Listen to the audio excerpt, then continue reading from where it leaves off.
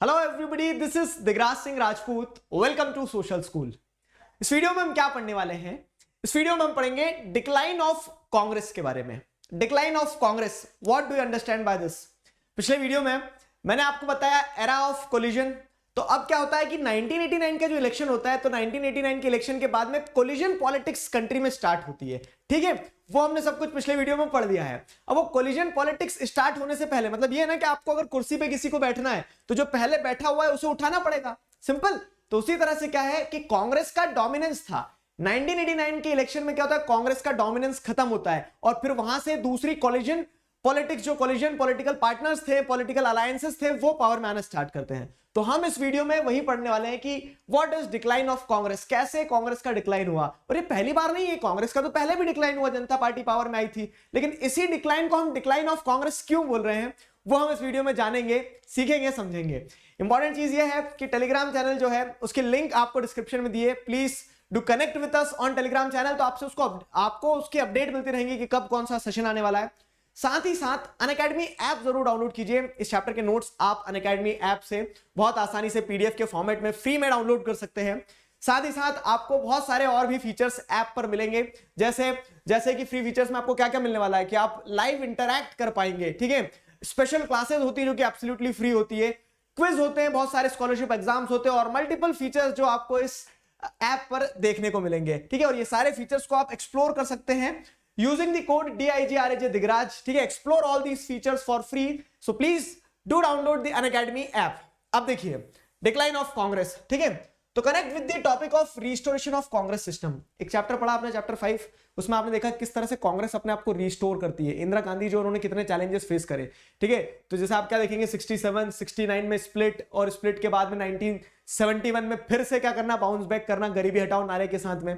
तो अगर आप पिछले चैप्टर्स में जो पढ़ के आए उससे कनेक्ट करोगे तो आपको समझ में आएगा कि कांग्रेस के सामने डिक्लाइन वाला पार्ट पहली बार नहीं आया है। ठीक है, तो कांग्रेस जो है, तो कांग्रेस ने डिक्लाइन लेट 60s में भी ऑब्जर्व करी थी। लेट 60s में जो कांग्रेस का डिक्लाइन हुआ था ना, तो यहां आपको क्या देखने को मिला था, the dominance of Congress party was challenged. कैसे लेट 60s में आप देखोगे, तो लेट 60s में आप देखोगे जो स्प्लिट आया, जो कांग्रेस आर कांग्रेस ओ में स्प्लिट देखने को मिला।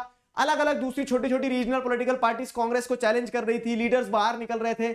लेकिन उन सारी चीजों के बावजूद क्या होता है, Congress under the leadership of Indira Gandhi manage to reestablish its predominant position in politics. ठीक है, तो क्या होता है, लेकिन कांग्रेस ने इंदिरा गांधी की लीडरशिप के अंडर में 1971 में फिर से अपनी प्रीडोमिनेंट पोजीशन को रीस्टैब्लिश कर लिया था। लेकिन अब यही डिक्लाइन जब 90s में आती है, 90s मतलब जो 1989 के आसपास वाला जो इलेक्शन होता है, 1989 का जो जनरल इलेक्शन होता है, specifically 10th general election, if I am not wrong, 10th या 9th। ठीक है, तो इस जनरल इलेक्शन में आपको क्या देखने को मिलता है, इस जनरल इलेक्शन में आपको देखने को मिलता है कांग्रेस पार्टी हारती है। राजीव गांधी जो है चुनाव वीपी सिंह के सामने टक्कर का मुकाबला नहीं दे पाते। Congress emerge as a single largest party, लेकिन मेजोरिटी नहीं मिलती है।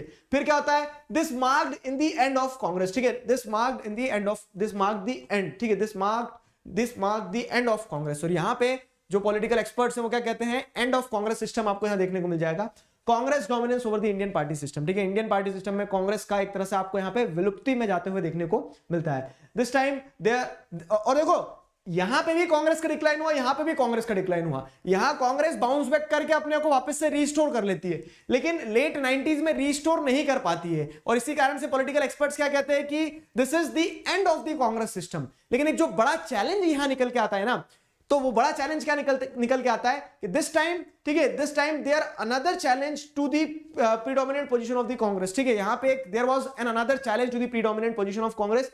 What was that challenge? वो चैलेंज ये था कि पहले तो ऐसा था कि एक पॉलिटिकल पार्टी तो हुआ करती थी जो कंट्री वाइड क्या कर सके, एक यूनिफॉर्मिटी दे सके। लेकिन लेट 90s में, मतलब स्पेसिफिकली 1989 का जो चुनाव हारने के बाद में कांग्रेस का डिक्लाइन होता, तो उससे एक जो कांग्रेस की प्रीडोमिनेंट पोजीशन थी उसके सामने ये चैलेंज आता है कि defeat of the Congress was followed by a vacuum where there was no single party to fill its place. ठीक है, तो अब यहां पे कांग्रेस का हारना सिर्फ कांग्रेस का हारना नहीं है, अगला सवाल पूरे देश के सामने यह था कि अब कांग्रेस की जगह कौन सी पार्टी लेगी। ये जो वैक्यूम बनी है, जो खालिस्तान आया है ना, इस खालिस्तान को, खालिस्तान समझते, फिल इन द ब्लैंक्स वाला, तो ये ब्लैंक को फिल कौन करेगा? यहां पे जो वैक्यूम बना है, जो स्पेस है, वो स्पेस कैसे फिलअप होगा? This was the question, this was a major question. समझ में आया? So this is the decline of Congress. Decline समझ में आया कांग्रेस का? तो अब आपको समझना है जो आपने पिछला टॉपिक पढ़ा, एरा ऑफ कोलिजन्स। तो एरा ऑफ कोलिजन्स में आपको ये तो पता है कि अब कोलिजन्स स्टार्ट होंगे, लेकिन कोलिजन्स के स्टार्ट होने के पीछे का कारण ये था कि कांग्रेस का डिक्लाइन हो गया, ठीक है। Therefore the decline of Congress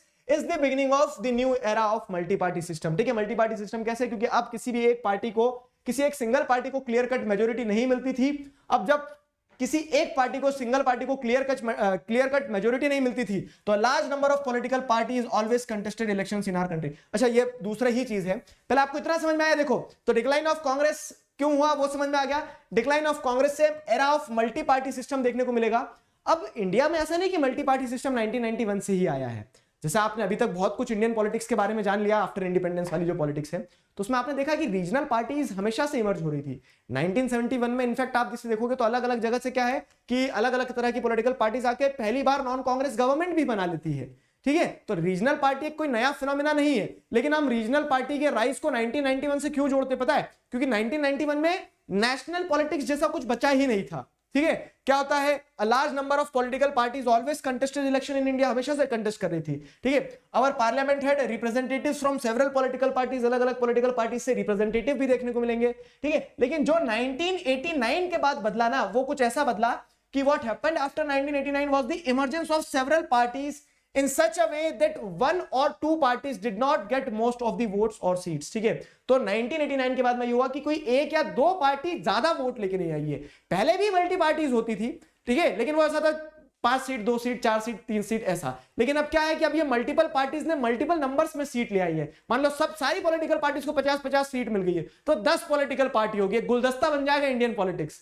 समझ में आया। तो इस तरह से क्या है, what happened after 1989 was the emergence of several parties in such a way that one or two parties did not get most of the votes or seats, ठीक है। No single party secured a clear majority of seats in any Lok Sabha election held since 1989, ठीक है। तो कोई भी party को क्या है, क्लियर कट मेजोरिटी नहीं मिल पा रही थी। अब जब किसी पार्टी को क्लियर कट, देखो कहां से कहां तक बताता हूं मैं, 1989 के बाद से, पता है 1989 के बाद से आप 2014 तक सूखा देखोगे इन द सेंस कि कोई एक पार्टी की डोमिनेंस नहीं रही है।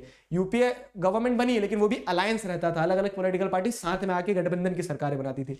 2014 तक कोई भी सिंगल पार्टी को क्लियर कट मेजोरिटी नहीं मिली है, ध्यान रखना इस चीज को। तो एक लंबे समय तक क्या रहा है, लंबे समय तक आप जिस देखोगे तो मतलब ये एनालाइज करने वाली चीज है कि एक समय पे जो कांग्रेस डोमिनेंस था, वो कांग्रेस डोमिनेंस खत्म होने के साथ में मल्टी पार्टी डोमिनेंस चालू हुआ, और वो मल्टी पार्टी डोमिनेंस 2014 तक चलता रहा। अब क्या आप ये कह सकते हो कि 2014 से बीजेपी डोमिनेंस रहा है? तो पॉलिटिकल टर्म्स में हम कह सकते हैं, क्योंकि सिंगल लार्जेस्ट पार्टी की तरह इमर्ज होना एक बड़े समय के गैप के बाद में आया है, ठीक है। तो यहां पे no single party secured a clear majority of seats in any Lok Sabha elections held since 1989, ठीक है।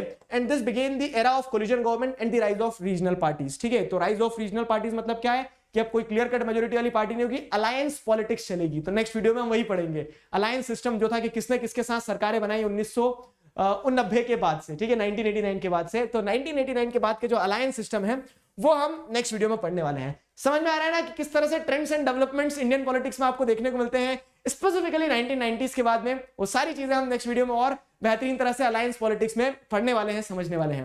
मैं उम्मीद करता हूं यहां तक चीजें आपको क्लियर हुई। तब तक stay connected, keep learning, signing off with this together we can we will. Thank you very much.